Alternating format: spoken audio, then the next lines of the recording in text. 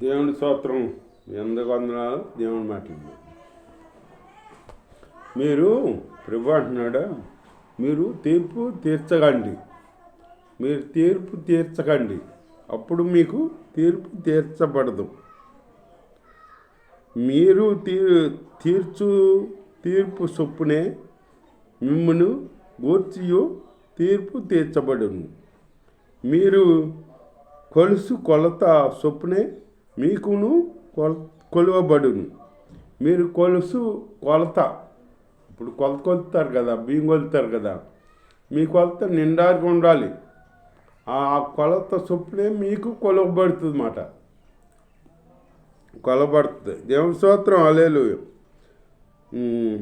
కొలబడును. నీ కంటిలో నలుసు, నీ కంటిలో నున్న దూలమును ఎంచక నీ సహోదరుని కంటిలో నలుసు చూస్తుట ఎలా? నీ కంటిలో దూలమును అంటే నీ కంటిలో దూలమున్నగా నీ సహోదరి కంటిలో నలుసులు ఎత్తుకుతున్నాం అని అంటున్నాడు దేవుడు. అంటే ఏంటి? మనలో తప్పు ఉంది. మనలో తప్పు పెట్టుకుని మన తప్పు మనలో ఉంచుకుని ఎదుటివాడి తప్పు మనం ఎత్తుపడుతున్నామన్నమాట, చూపిస్తున్నాం. పలానా తప్పు చేసి అడుగుతున్నా అని చూపిస్తున్నాం అన్నమాట. మనం తప్పు అంతకన్నా ఎక్కువ తప్పు చేసాము. అది మనం రహస్యంగా మనలోనే ఉంది. అది ఎదుటి వాళ్ళని అనే ముందు మనల్ని మనం పరీక్షించుకోవాలన్నమాట. మనం సరిగ్గా ఉన్నామా లేదా అని మనం పరీక్షించుకోవాలి ఎదుటివాడిని అనే ముందు. అట్లా కాదు, ఎదుటివాడిని మనం ఊరికి అనేతం, సులువుగా అనేతం. నీవు అట్లాగా, నీవు ఇట్లాగా అంటాం మనం. మనం ఎట్లాగో మనం తెలుసుకోము. మనం అంతకన్నా పాపలు, మూర్ఖులు. మన పాపం మనం తెలుసుకోక మన పాపం కప్పుకుంటాం అన్నమాట. ఎదుటి పాపం చూపిస్తామన్నమాట. అట్లాంటి జీవితం మనకు ఉండకూడదు. వ్యవస్థదారి జీవితం ఉండకూడదు. మనం అవునంటే అవును, కాదంటే కాదన్నట్టు ఉండమన్నాడు దేవుడు. మొదట నీ కంటిలో నొన్న దూలం తీసుకొనుము, అప్పుడు నీ సహోదరుని కంటిలోనున్న నలుసు తీసివేయుటకు నీకు తేటగా కనపడును. ఈ దూలం తీసుకున్నావు అనుకో నీ కంటిలో, అప్పుడు నీ సహోదరి కంటిలో నలుసుని తీసివేయటకి నీకు తేటగా కనపడుద్ది అంటున్నాడు దేవుడు. అంటే మన తప్పు మనలో నుంచి తీసేసుకోవాలి. మన తప్పు మనలో మనకి ఎదటివాడి తప్పు మనం ఎత్తిపడతాం. అది తప్పు కదా, అట్లా చేయకూడదు. దేవుడి స్తోత్రం. హల్లెలూయా. పరిశుద్ధమైనది కుక్కలకు పెట్టకూడదు. పరిశుద్ధమైనది కుక్కలకు పెట్టకూడదంట. పరిశుద్ధమైన దాన్ని కుక్కలకు పెట్టకూడదంట. దేనికి ఏది పెట్టాలో మనం అక్కడ తెలుసుకుని పెట్టాలన్నమాట. ఆ తెలుసుకుని మనం గౌరవించాలన్నా అలాగే అర్హత ఉండాలి. అర్హత ఉండవాలని మనం గౌరవిస్తే అది మనకి గౌరవంగా ఉంటుంది. అంతేగాని ఎవరి మరి తాళ సింహాసనం మీద కూర్చోబెట్టామనుకో, అప్పుడు ఎలా ఉంటే ప్రజలు పాడైపోతారు. అంతే కదా. దేవుడి స్తోత్రం. ముత్యాలు మీ ముత్యములను పందుల ఎదుట వేయకుడి. మీ ముత్యములను పందుల ఎదుట వేయకూడదంట. పందుల ఎదుట వేయకూడదు.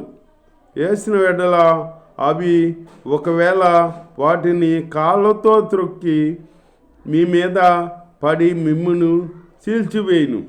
అవి కాళ్ళతో తొక్కి మీ మీద పడి మిమ్మల్ని కాడ చీల్చివేతాయి అంటాయి. అలాగే మనం అర్హత లేని వాళ్ళకి అర్హత అట్టగా ఉంటుంది. ఏదో అంటారు చూడు, లోకంలో సింహాసనం మీద అంట సొలకప్పుడు కూర్చోబెడితే అదే కుక్కని కూర్చోబెడితే అదేం చేస్తుంది, అట్లా సామెత ఉంది కదా, అట్లా చేయకూడదు మనం. అడుగుడి మీకు ఇయ్యబడును. అడిగితే ఇస్తాడంట దేవుడు. ఈయన దేవుడు కాదు, అడుగుడి మీకు ఇవ్వబడును, వెతకుడి మీకు దొరుకును. వెతికితే దొరుకుద్దంట. తట్టుడి మీకు తీయబడును. అడుగు ప్రతివానికి వాడును పొందును. వెతకు వానికి దొరుకును, తట్టు వానికి తీయబడును. మీలో ఏ మనుషుడైనను తన కుమారుడు తను రొట్టెను అడిగిన ఎడ్ల వానికి రాతినిచ్చునా? చేపను అడిగిన ఎడ్ల పామునిచ్చునా? దేవుని స్తోత్రం. హల్లెలూయా. మీరు చెడ్డవారై ఉండి మీ పిల్లలకు మంచి ఈవుల నెరిగి ఉండగా పరలోకమందు మీ తండ్రి తను అడుగువానికి అంతకంటే ఎక్కువగా నిత్యంగా మంచి ఈవులను నిచ్చును. మంచి ఈవులు ఇస్తాడంట మనకి పరలోక తండ్రి. దేవుని స్తోత్రం. హల్లెలూయా. కావున మనుషులు మీకు ఏమి చేయవాలని మీరు కోరుదురో అలాగే మీరును వారికి చేయుడి. మనుషులు ఏది చేయాలని మనం కోరుకుంటున్నామో అలాగే మనం కూడా ఎదుటి వాడికి చేయాలన్నమాట. మనకు వాళ్ళు మంచి చేయాలి అని మనం కోరుకుంటాం కాదు, మనం కూడా వాళ్ళకి మంచి చేయాలని మనం కోరుకోవాలన్నమాట. అట్లా ఉండాలన్నమాట. దేవుడి స్తోత్రం. మీరును వారికి చేయుడి. ఇది ధర్మశాస్త్రమును ప్రవర్తల ఉపదేశమునై ఉన్నది. ఇరుకు ద్వారమున ప్రవేశించుడి. నాశనమునకు పోవు మార్గము.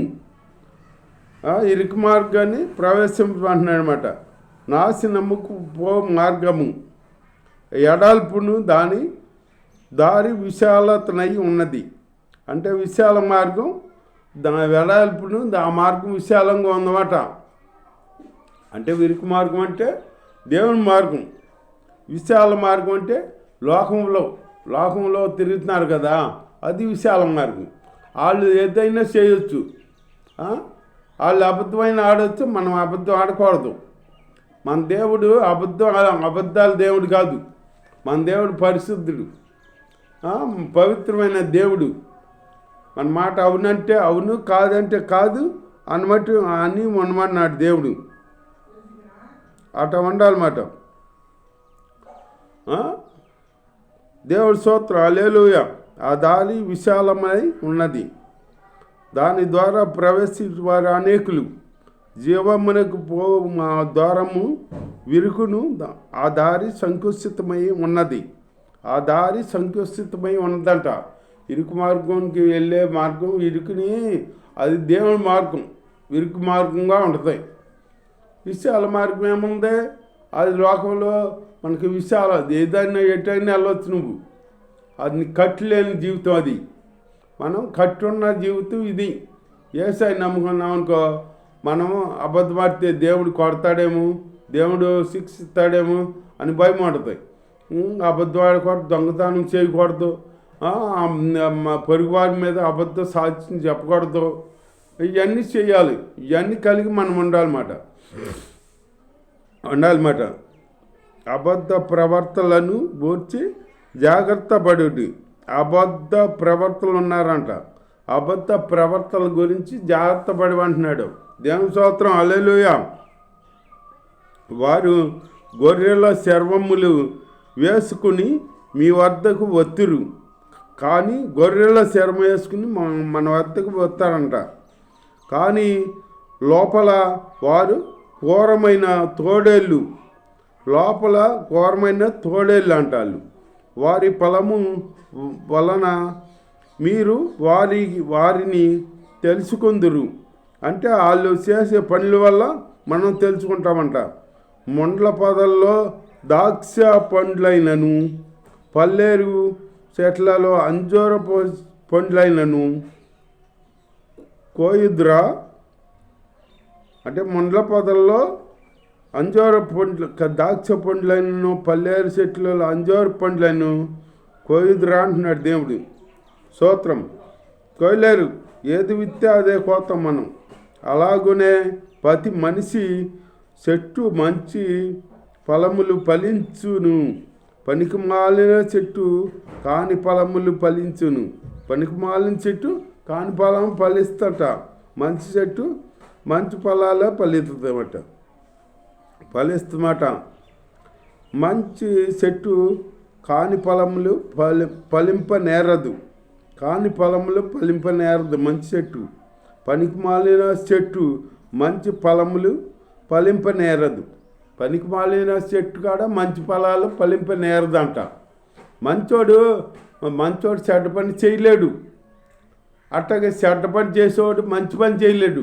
మంచి పని చేతకి అతనికి ఎన్నో దినాలు, ఎన్నో సంవత్సరాలు, ఎన్నో ఏళ్ళు పడుతుందన్నమాట. అదే చెడు పని చేతకి ఒక క్షణం చాలు. మంచి అనిపించుకుంటాకి ఎన్నో సంవత్సరాలు, ఎన్నో ఏళ్ళు మన జీవితకాలమే పడుతుంది. అదే చెడు అనిపించుకుంటాకి క్షణం చాలు. ఇటు చెడ్డోడు అనిపించుకోవటానికి క్షణం చాలు. అట్లాగే ఎవరన్నా చనిపోయారనుకో, వాళ్ళ గురించి ఏమంటారో, ఏదైనా మంచి పనులు చేస్తేనేమో మంచిగా చెప్పుకుంటారు. అదే చెడ్డ పనులు చేస్తున్నాడు అనుకో, ఆడ పోతే పోయాడులే పాని, ఆడి చెడ్డ పనులు చేస్తాడుగా, పోతే పోయాడులే పాని అనుకోకూడదు. మన గురించి చెడ్డగా మాట్లాడకూడదు, మంచిగా మాట్లాడుకోవాలి. అరా మంచోడు చనిపోయాడురా, మంచి పనులు చేసేవాడా, మంచిగా ఉండేవాడా అనుకోవాలన్నమాట. అని మంచి పేరు సంపాదించుకోవాలి. అంతేగాని చెడ్డోళంగా మనం వండకూడదు. దేవుడి స్తోత్రం. మంచి ఫలములు ఫలింపని చెట్టు నరకబడి అగ్నిలో వేయబడును. మంచి ఫలాలు ఫలించని చెట్టు నరికి అగ్నిలో వేయబడుతుందంట. అగ్నిలో వేయబడును. కాబట్టి మీరు వారి ఫలముల వలన వారిని తెలుసుకుందరు. వారి ఫలముల వలన వాళ్ళు చేసే పనులు బట్టి మనం తెలుసుకోవాలి. ప్రభు అని నన్ను పిలుచు ప్రతివాడును పరలోక రాజ్యంలో ప్రవేశింపడు. కానీ ప్రభు అన్నాడు, ప్రతివాడు పరలోక రాజ్యంలో ప్రవేశించడు కానీ పరలోకమందు నా తండ్రి చిత్తము ప్రకారము చేయువాడే ప్రవేశించును. పరలోకమందు తండ్రి చిత్త ప్రకారం చేయాలంట. చేస్తే అప్పుడు ఆయన బిడ్డగా మనం ఉంటాం. దేవుడి స్తోత్రం. హల్లెలూయా. ఆ దినమందు అనేకులు నన్ను చూసి ప్రభువా మేము నీ నామమున ప్రవేశింపలేదా? నీ నామమున దెయ్యములను వెళ్ళగొట్టలేదా? నీ నామమున దెయ్యములు వెళ్ళగొట్టలేదా? నీ నామమున అనేకమైన అద్భుతములు చేయలేదా అని చెప్పుదురు. అనేకమైన అద్భుతాలు చేసాంగా ప్రభా, దెయ్యాలు వెళ్ళగొట్టాం మీ నామంలో, అన్నీ చేసాం అని అంటారంట. అంటే అప్పుడు దేవుడు అంటాడు, అప్పుడు నేను మిమ్మును ఎన్నడూను ఎరుగను, అక్రమము చేయవారులారా నా వద్ద నుంచి పొండని వారితో చెప్పును. మిమ్మల్ని ఎప్పుడూ ఎరుగను నేను, అక్రమ చేయవారులారా నా వద్ద నుంచి పొండని అంటాడంట ఆయన. దేవుడి స్తోత్రం. హల్లెలూయా. దేవుని నుంచి అక్రమ చేయవారిలాగా పొండని మనం అనిపించుకునే బిడ్డలుగా ఉండకూడదు అన్నమాట. కాబట్టి ఈ నా మాటలు విని వాటి చొప్పున చేయు ప్రతివాడు బండ మీద తన ఇల్లు కట్టుకొని నా బుద్ధిమంతుని పోలి ఉంటాడనమాట. వాన కురిసెను, వరదలు వచ్చాను, గాలి వీసాను, విసిరాను, ఆ ఇంటి మీద కొట్టాను, కానీ అది పునాది బండ మీద వేయబడాను గనుక అది పడలేదు.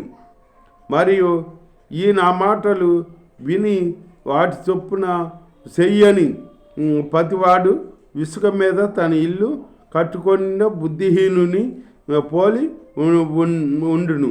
వాన కురిశాను, వరదలు వచ్చాను, గాలి వేసాను, ఆ ఇంటి మీద కొట్టాను, అప్పుడు అది కూలిపోయాను, దాని పాటు గొప్పది చెప్పాను, కూలిపోయాను. అట్లా మనం వేసే స్తోత్రం.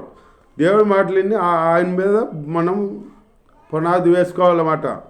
యేసు ఈ మాటలు చెప్పి ముగించినప్పుడు జన సమూహములు ఆయన బోధకు ఆశ్చర్యపడుచు సుండిరి. ఎలా అనగా ఆయన వారి శాస్త్రుల వలె కాక అధికారము గలవాని వలె వారికి బోధించను. అధికారము గలవాని వలె బోధించాడంట.